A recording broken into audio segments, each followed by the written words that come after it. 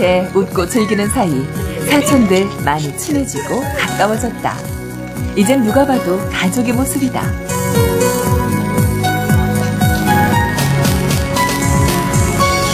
집에선 남편 형수 씨가 뭔가 열심히 하고 있다.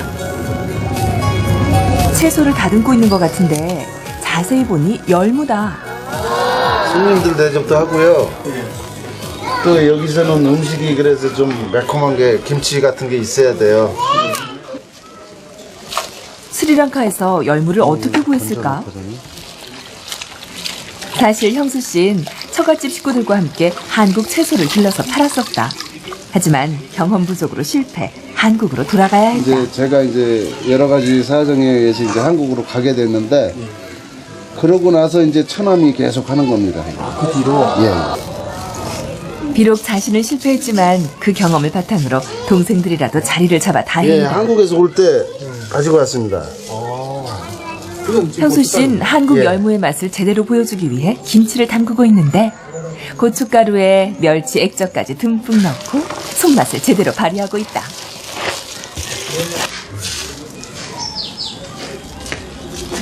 맛있어. 맛있어요? 네, 맛있어요. 잘 담았어요? 예. 나나 이거 못해요. 드디어 장인과 장모에게 평가받을 시간. 자는 말라. 나 이러네. 근데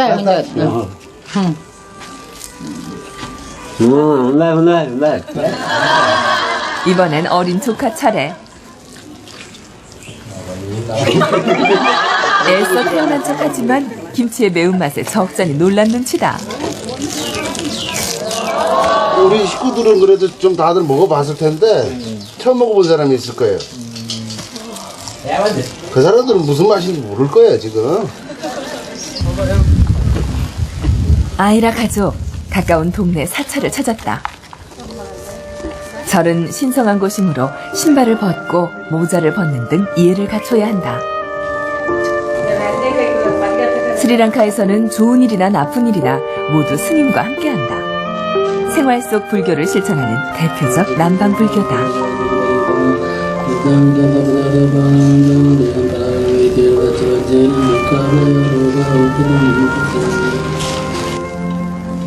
스님은 한국에서 온 아이라 가족을 위해 소원 성취를 기원하며 오른팔에 실을 묶어주는데 아픈 거 다 없어지고 건강하게 살아라. 이런 의미에서 그냥 하는 거예요. 이게 지나면은 새카매져요. 씻고 어쩌고 물 닦고 그러면 새카매진데 그래도 하여튼 끊을 때까지 차고 들이더라고요. 이곳의 불당은 개방적이다. 기도하고픈 사람에겐 언제든 문을 열어준다. 아이란 직접 따온 꽃과 물을 공양하고 다시 만날 수 있음에 감사하고 또다시 만날 수 있게 되길 기원한다. 그런데 다투긴 인도네기라 හිතාගත්තා. තව ඉන්නවනේ ගිහිල්ලා. ඉතින් මීට වඩා හොඳ තත්ත්වයකින් ඊළඟට ඉන්න ලැබීම කියලා හිතාගත්තා. 사찰 가운데에는 부처님이 깨달음을 얻었다는 보리수나무가 있다. 물을 들고 탑돌이 하듯 돌고 나서 그 물을 나무에 주면 소원이 이루어진다고 믿는다. 이거 원래 부처님 이 나무 밑에서 오래 살았대요. 그래서 이 나무가 자르면도 안 되고요. 이빨 이제 뜯으면도 안 되고 이제 다음은 코코넛 기름으로 불을 밝히고 기도하는데 앞으로 걸어갈 길 환하게 비춰달라는 의미다. 어렸을 때 난 많이 일주일에 한 번씩 와보는데요. 지금 못 오니까요. 옛날 생각 많이 나고요. 너무 좋아요. 기분이 좋아요. 절에 한 번씩 왔다 가면 마음이 편해요. 네, 다 덜어놓은 것 같아요. 부처님한테 다 덜어놓은 것 같아요.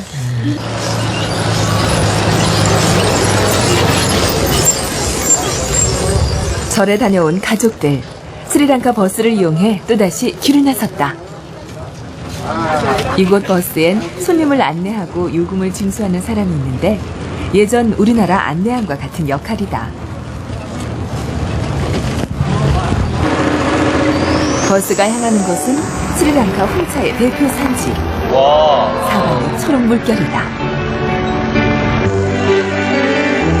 해발 1900m가 넘는 고산지대로 좋은 차를 얻을 수 있는 최적의 조건을 자랑하는 곳이다. 엄마들이 저 위에 올라가면 있어. 이렇게 가구리 같은 게 이렇게 있고, 이렇게까지 이렇게 이렇고, 이렇게까지 이렇게 이렇고. 아니 봤어 엄마 이거 엄마랑 스리랑카는 중국, 인도에 이어 세계 3대 차 생산지다. 현재도 스리랑카 수출액의 10% 이상을 차지할 정도다. 세계적으로 유명한 실론티라는 이름도 인도의 눈물이란 뜻의 실론, 스리랑카 옛 이름에서 비롯된 것이다. 본격적으로 공장 내부를 견학해보기로 했다. 사람들 정성으로 따진 찻잎은 이곳 공장에서 여러 단계를 거쳐 홍차로 제조되는데 어느 정도 말리고 어느 정도 발효하느냐에 따라 여러 종류로 나눠진다. 이제 차를 음미해 볼 시간. 각자의 취향에 따라 설탕을 넣기도 하고 우유를 넣기도 한다. 과연 본고장 스리랑카에서 마시는 홍차의 맛은 어떨까? 이 맛이가 진짜 감기도 좋고 너무 맛있어요. 여기 와서 이렇게 쉬면서 차 한잔 하니까 옛날 생각나네.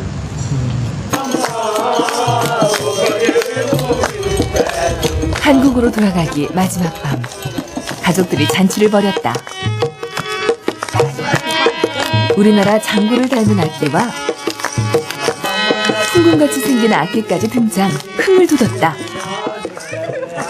분위기가 무르익자 어깨가 절로 들썩이는데 춤꾼 현식은 삼촌의 댄스 실력에 좀처럼 기를 못 편다. 그렇다고 가만히 있을 현식이 아니다. 브레이크 댄스와 스리랑카 댄스의 조합으로 흥겨움에 동참한다. 아이란 음식장만 하느라 바쁘다. 잔치 음식에 빠지지 않는 볶음밥과 카레를 준비했다. 언제 또다시 이렇게 온 가족이 모여 음식을 나누고 행복을 나눌 수 있을까?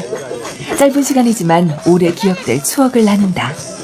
근데 내가 이제 8년 만에 한국에 왔다 이제 내일 가는 거잖아요. 그러면 또 오랫동안 못 보잖아요. 여기서 또 내가 다시 볼 수 있는 사람도 있고 없는 사람도 있잖아요. 그래서 이제 다 식구들이 모여서 이제 오늘은 조금 특별하게 이렇게 잔치하는 거예요. 그래서 밤새들 이제 이렇게 놀아놓은 거예요. 아이라의 친정아버지도 내일의 슬픔을 잠시 접고 리듬에 몸을 맡긴다.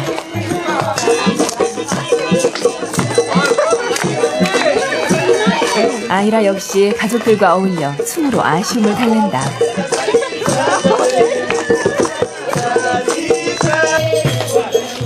가족과 함께 즐기는 시간. 밤이 참 짧다.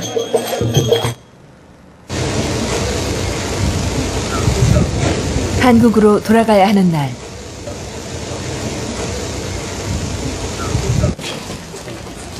짐은 이미 다 꾸려졌다.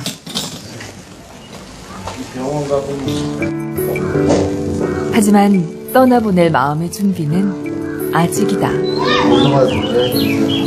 8년 전 아이라가 한국으로 떠날 때 꼭 지금과 같았다. 웃으며 보내야 하는데 이별은 늘 준비되지 않는다. 애써 담담히 무거운 발걸음을 옮기는데 모두들 마음이 천근만근이다. 먼저 현식과 샤니가 할아버지 할머니에게 이별을 고하고 마지막으로 아이라가 인사를 드리는데 이별은 늘 아프다.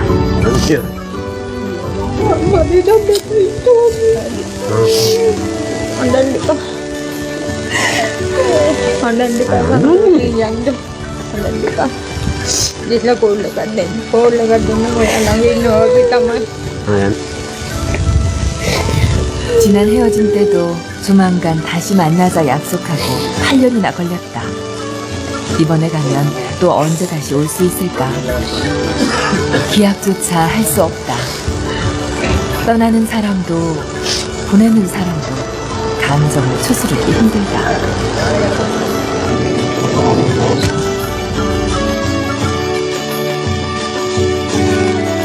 하지만 떨어져 있어도 마음만큼은 함께라는 걸 알기에 그리움을